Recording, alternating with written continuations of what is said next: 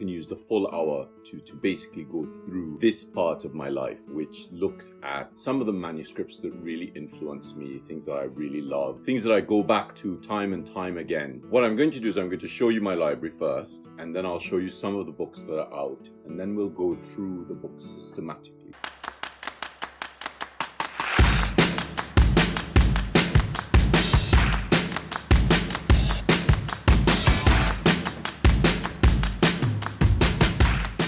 Hi everyone, it's Paul Antonio. I did this as a live, and the live didn't save on my phone, and neither did it go to the sharing of the live on Instagram. And there was so much information in it that I thought it would be really good to actually redo it. And obviously, because I don't have a question and answer session, I can use the full hour to basically go through this part of my life, which looks at some of the manuscripts that really influence me, things that I really love, and things that I go back to time and time again to sort of get inspiration. What I'm going to do is I'm going to show you my library first, and then I'll show you some of the books that are out, and then we'll go through the books systematically. So Tim's helping me because I can't really do it on my own. Hello! All right, so what I've done is I've laid out my table, and I've laid out lots of other books. So I have a really comprehensive library. Some of you have seen these before. So this shelf, which is a full double length, are my books on illuminated manuscripts. Here are my books in Egypt. There are my books on heraldry and different types of painting, books by calligraphers. Here are my books on the history of writing, which again is different from manuscript books. And there's my section on Arabic, decoration, calligraphy, design. I really love sort of Islamic patterns. And then I have, lots of catalogues from Christie's and Sotheby's. We'll be looking at 20,000 books. Not today. So we'll look through these books systematically. And I'll show you pages in them that really sort of influence my development and things I come back to. And we'll go through some writing master copybooks and some non-Latin based texts. How did all of this happen? So I grew up in Trinidad, a little island in the Caribbean Sea. It's the last island in the chain. And I found this book. The one book on the island, The Art of Calligraphy by David Harris, who I subsequently met when I moved to the UK and had to thank him for changing my life. Now I opened the book to this page, this double page spread. And this double page spread is a copy of the Hours of Maximilian I. And I saw this and I said to my mother, oh my goodness, that is what I want to do. And of course, she looked at me with utter confusion on her face because she had no idea what I was talking about. I loved the lettering. I loved the illustration work. The book was designed, the concept was put together by Albrecht Dürer, who was the sort of chief crown court artist for Maximilian I, and he designed most of the border work and he did some of the illustrations, but this is not calligraphy. This is actually a type. So this was made using movable type, and Maximilian wanted to prove to his wife that he could make a book that would equal the Book of Hours that she had, because of course she was also nobility. So that's what got me started, and at about 15 I got in touch with Books Etc. in the UK and asked them, because I did a search online and the internet was still very, very young. I did a search online and I came up with this rare book archive and requesting sort of area, and they said, Books Etc. So I called Books Etc. and asked them if they had a facsimile of this manuscript, The Hours of Maximilian I. And they said they didn't, but they would put my name on the list and contact me once they had it. So that's where it started. I moved to England and I visited England in summer 1897, and under the bridge of Waterloo, there's this huge area where they sell books, and this was there.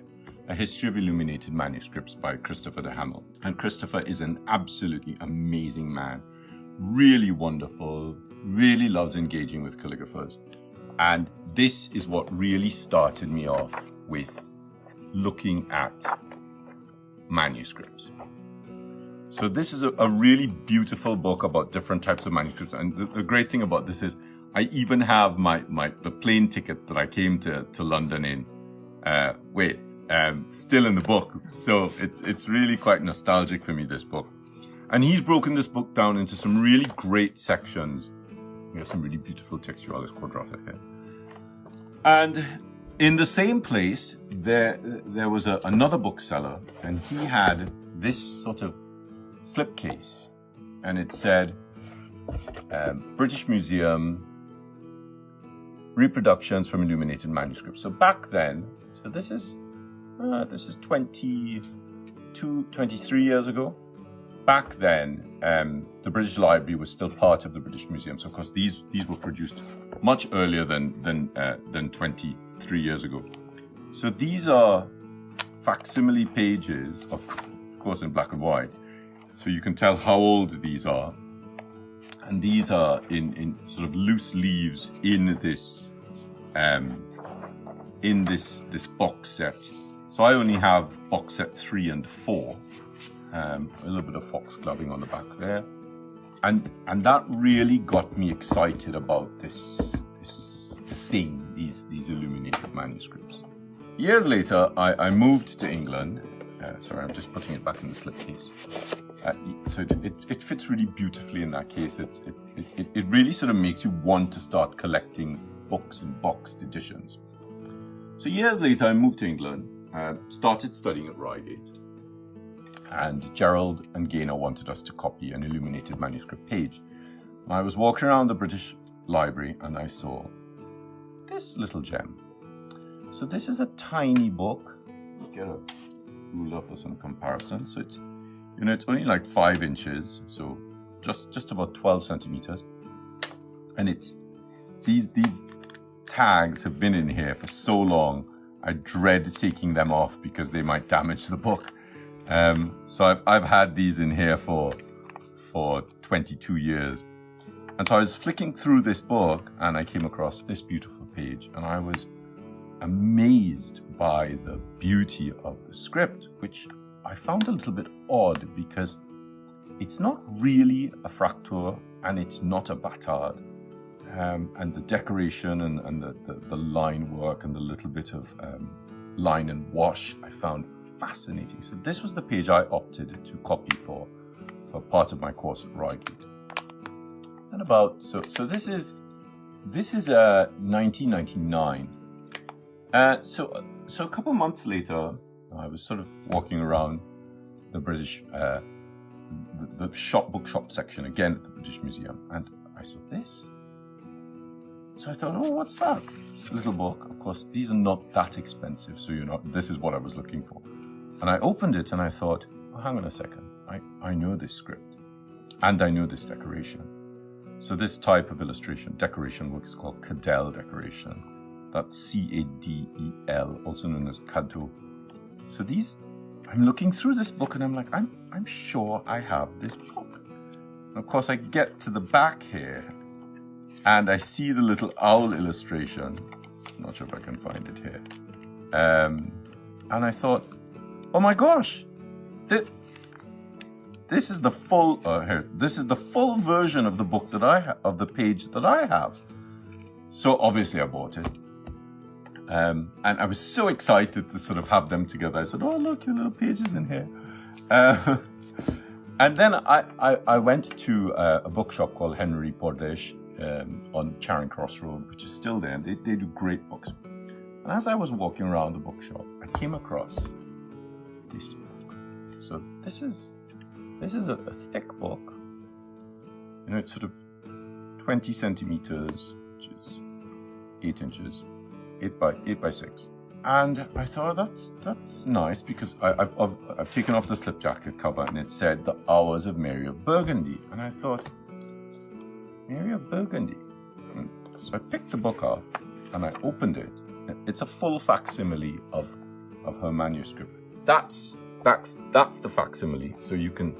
I'm just going to flip this through because I think you will just freak out when you see this. So it's the full manuscript. And of course, the thing that struck me was the hand was so much more beautiful and accurate. It was the same hand, clearly written by the same scribe. So the scribe for the Burgundian court, for Mary, her scribe's name was Nicholas Speronic. And so I was astounded that I had these 3 books. Really quite amazing. And then I was traipsing around London, walking down Charing Cross Road where Books Etc. was. And I went into Books Etc. and I said, oh, hi. Let's just leave this here for now. Hi. And the guy at the desk said, hello, may I help you? And I said, yeah, I have my name on a rare books list. I put my name on this list, maybe like 10 years ago.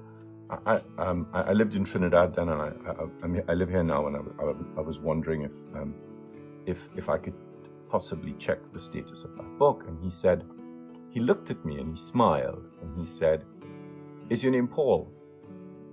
And I said, yes. How do you know that?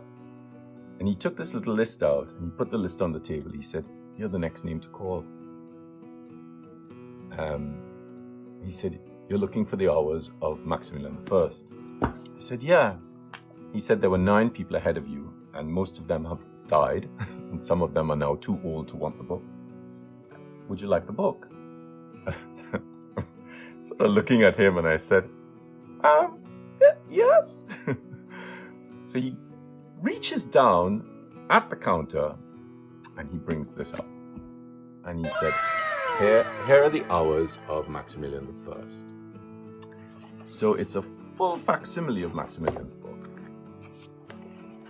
And you can see that it is clearly typed and not handwritten. And so you can see that this is not Dürer's work. This is Balding's work. But if we go further into the book, we have Lucas Cranach the Elder. Here is more of Cranach's work. And here is from the Altdorfer workshop. So lots of ateliers in Austria did some of the work. But of course, it's when you see